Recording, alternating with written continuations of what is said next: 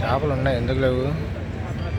అసలు మామూలు జర్నీ కాదు ఇది. పుట్లగూడెం అంటే మామూలు విషయం కాదు. వజ్రాల కోసం ఎంతమంది వేచి వస్తున్నారంటే ఇక్కడికి చూడండి. అసలు డైరెక్షన్ అది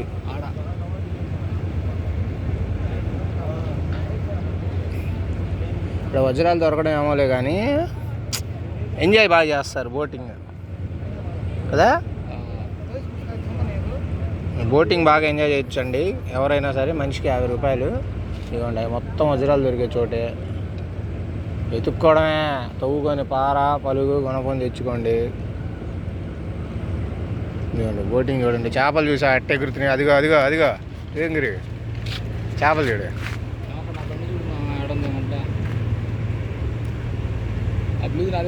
ఇదేలే చేపలు భలే ఎగురుతున్నాయి. అవును చేపలు ఎగురుతున్నాయి. అదే చెబుతున్నాను ఇందాకలా.